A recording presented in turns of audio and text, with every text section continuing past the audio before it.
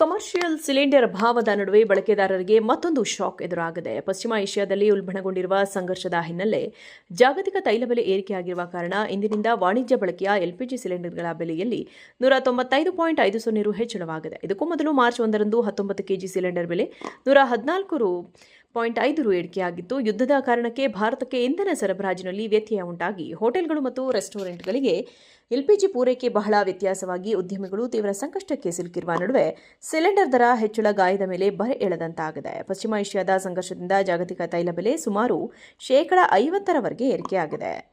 ಪ್ರತಿ ತಿಂಗಳ ಮೊದಲು ದಿನದಂದು ಅಂತಾರಾಷ್ಟ್ರೀಯ ಮಾನದಂಡಗಳು ಮತ್ತು ವಿನಿಮಯದ ದರ ಆಧರಿಸಿ Indian oil corporation, Bharat petroleum ಮತ್ತು ಹಿಂದೂಸ್ತಾನ್ ಪೆಟ್ರೋಲಿಯಂ ಕಂಪನಿಗಳು ಎಲ್ಪಿಜಿ ಮತ್ತು ಎಟಿಎಫ್ ದರಗಳನ್ನು ಪರಿಷ್ಕರಿಸುತ್ತವೆ. ಅದೇ ರೀತಿ ಇಂದಿನಿಂದ ಕಮರ್ಷಿಯಲ್ ಸಿಲಿಂಡರ್ ಬೆಲೆಯಲ್ಲೂ ಪರಿಷ್ಕರಣೆಯಾಗಿದೆ. ಮಾರ್ಚ್ 7ರಂದು ರು ಏರಿಕೆಯಾದ ನಂತರ ಗೃಹ ಬಳಕೆಯ 14.2 ಕೆಜಿ ಸಿಲಿಂಡರ್ ದರದಲ್ಲಿ ಯಾವುದೇ ಬದಲಾವಣೆ ಆಗಿಲ್ಲ.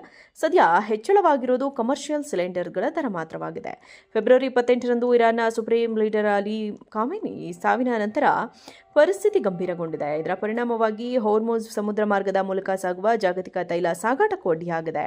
ಈ ಮಾರ್ಗದ ಮೂಲಕ ವಿಶ್ವದ ಸುಮಾರು 5ನೇ ಭಾಗದ ತೈಲ ಸಾಗಾಟವಾಗುವುದರಿಂದ ಜಾಗತಿಕ ಇಂಧನ ಮಾರುಕಟ್ಟೆ ಹಾಗೂ ಆರ್ಥಿಕ ಸ್ಥಿತಿಗೆ ದೊಡ್ಡ ಹೊಡೆತ ಬಿದ್ದಿದೆ. ಕಮರ್ಷಿಯಲ್ ಸಿಲಿಂಡರ್ ಅಭಾವದ ನಡುವೆ ಬಳಕೆದಾರರಿಗೆ ಮತ್ತೊಂದು ಶಾಕ್ ಎದುರಾಗಿದೆ. ಪಶ್ಚಿಮ ಏಷ್ಯಾದಲ್ಲಿ ಉಲ್ಬಣಗೊಂಡಿರುವ ಸಂಘರ್ಷದ ಹಿನ್ನೆಲೆ ಜಾಗತಿಕ ತೈಲ ಬೆಲೆ ಏರಿಕೆಯಾಗಿರುವ ಕಾರಣ ಇಂದಿನಿಂದ ವಾಣಿಜ್ಯ ಬಳಕೆಯ ಎಲ್ಪಿಜಿ ಸಿಲಿಂಡರ್ಗಳ ಬೆಲೆಯಲ್ಲಿ ರು ಹೆಚ್ಚಳವಾಗಿದೆ. ಇದಕ್ಕೂ ಮೊದಲು ಮಾರ್ಚ್ 1ರಂದು 19 ಕೆಜಿ ಸಿಲಿಂಡರ್ ಬೆಲೆ ರು ಏರಿಕೆಯಾಗಿತ್ತು. ಯುದ್ಧದ ಕಾರಣಕ್ಕೆ ಭಾರತಕ್ಕೆ ಇಂಧನ ಸರಬರಾಜಿನಲ್ಲಿ ವ್ಯತ್ಯಯ ಉಂಟಾಗಿ ಹೋಟೆಲ್ಗಳು ಮತ್ತು ರೆಸ್ಟೋರೆಂಟ್ಗಳಿಗೆ ಎಲ್ಪಿಜಿ ಪೂರೈಕೆ ಬಹಳ ವ್ಯತ್ಯಾಸವಾಗಿ ಉದ್ಯಮಿಗಳು ತೀವ್ರ ಸಂಕಷ್ಟಕ್ಕೆ ಸಿಲುಕಿರುವ ನಡುವೆ ಸಿಲಿಂಡರ್ ದರ ಹೆಚ್ಚಳ ಗಾಯದ ಮೇಲೆ ಬರೆ ಎಳೆದಂತಾಗಿದೆ. ಪಶ್ಚಿಮ ಏಷ್ಯಾದ ಸಂಘರ್ಷದಿಂದ ಜಾಗತಿಕ ತೈಲ ಬೆಲೆ ಸುಮಾರು 50% ಏರಿಕೆಯಾಗಿದೆ. ಪ್ರತಿ ತಿಂಗಳ ಮೊದಲು ದಿನದಂದು ಅಂತಾರಾಷ್ಟ್ರೀಯ ಮಾನದಂಡಗಳು ಮತ್ತು ವಿನಿಮಯದ ದರ ಆಧರಿಸಿ Indian oil corporation, Bharat petroleum ಮತ್ತು ಹಿಂದೂಸ್ತಾನ್ ಪೆಟ್ರೋಲಿಯಂ ಕಂಪನಿಗಳು ಎಲ್ಪಿಜಿ ಮತ್ತು ಎಟಿಎಫ್ ದರಗಳನ್ನು ಪರಿಷ್ಕರಿಸುತ್ತವೆ. ಅದೇ ರೀತಿ ಇಂದಿನಿಂದ ಕಮರ್ಷಿಯಲ್ ಸಿಲಿಂಡರ್ ಬೆಲೆಯಲ್ಲೂ ಪರಿಷ್ಕರಣೆಯಾಗಿದೆ. ಮಾರ್ಚ್ 7ರಂದು ರು ಏರಿಕೆಯಾದ ನಂತರ ಗೃಹ ಬಳಕೆಯ 14.2 ಕೆಜಿ ಸಿಲಿಂಡರ್ ದರದಲ್ಲಿ ಯಾವುದೇ ಬದಲಾವಣೆ ಆಗಿಲ್ಲ. ಸದ್ಯ ಹೆಚ್ಚಳವಾಗಿರುವುದು ಕಮರ್ಷಿಯಲ್ ಸಿಲಿಂಡರ್ಗಳ ದರ ಮಾತ್ರವಾಗಿದೆ. ಫೆಬ್ರವರಿ 28ರಂದು ಇರಾನ್ನ ಸುಪ್ರೀಂ ಲೀಡರ್ ಅಲಿ ಖಾಮೆನಿ ಸಾವಿನ ನಂತರ ಪರಿಸ್ಥಿತಿ ಗಂಭೀರಗೊಂಡಿದೆ. ಇದರ ಪರಿಣಾಮವಾಗಿ ಹೋರ್ಮುಜ್ ಸಮುದ್ರ ಮಾರ್ಗದ ಮೂಲಕ ಸಾಗುವ ಜಾಗತಿಕ ತೈಲ ಸಾಗಾಟಕ್ಕೂ ಅಡ್ಡಿಯಾಗಿದೆ. ಈ ಮಾರ್ಗದ ಮೂಲಕ ವಿಶ್ವದ ಸುಮಾರು 5ನೇ ಭಾಗದ ತೈಲ ಸಾಗಾಟವಾಗುವುದರಿಂದ ಜಾಗತಿಕ ಇಂಧನ ಮಾರುಕಟ್ಟೆ ಹಾಗೂ ಆರ್ಥಿಕ ಸ್ಥಿತಿಗೆ ದೊಡ್ಡ ಹೊಡೆತ ಬಿದ್ದಿದೆ.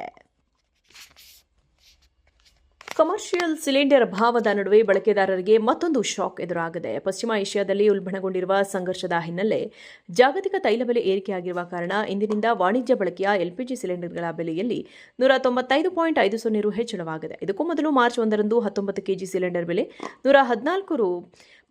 ರು ಏರಿಕೆಯಾಗಿತ್ತು. ಯುದ್ಧದ ಕಾರಣಕ್ಕೆ ಭಾರತಕ್ಕೆ ಇಂಧನ ಸರಬರಾಜಿನಲ್ಲಿ ವ್ಯತ್ಯಯ ಉಂಟಾಗಿ ಹೋಟೆಲ್ಗಳು ಮತ್ತು ರೆಸ್ಟೋರೆಂಟ್ಗಳಿಗೆ ಎಲ್ಪಿಜಿ ಪೂರೈಕೆ ಬಹಳ ವ್ಯತ್ಯಾಸವಾಗಿ ಉದ್ಯಮಿಗಳು ತೀವ್ರ ಸಂಕಷ್ಟಕ್ಕೆ ಸಿಲುಕಿರುವ ನಡುವೆ ಸಿಲಿಂಡರ್ ದರ ಹೆಚ್ಚಳ ಗಾಯದ ಮೇಲೆ ಬರೆ ಎಳೆದಂತಾಗಿದೆ. ಪಶ್ಚಿಮ ಏಷ್ಯಾದ ಸಂಘರ್ಷದಿಂದ ಜಾಗತಿಕ ತೈಲ ಬೆಲೆ ಸುಮಾರು 50% ಏರಿಕೆಯಾಗಿದೆ.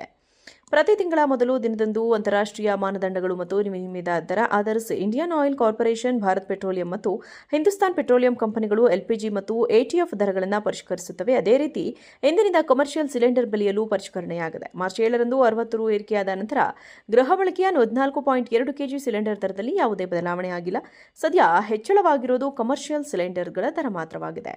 ಫೆಬ್ರವರಿ 28ರಂದು ಇರಾನ್ನ ಸುಪ್ರೀಂ ಲೀಡರ್ ಅಲಿ ಖಾಮೆನಿ ಸಾವಿನ ನಂತರ ಪರಿಸ್ಥಿತಿ ಗಂಭೀರಗೊಂಡಿದೆ. ಇದರ ಪರಿಣಾಮವಾಗಿ ಹೋರ್ಮುಜ್ ಸಮುದ್ರ ಮಾರ್ಗದ ಮೂಲಕ ಸಾಗುವ ಜಾಗತಿಕ ತೈಲ ಸಾಗಾಟಕ್ಕೂ ಅಡ್ಡಿಯಾಗಿದೆ.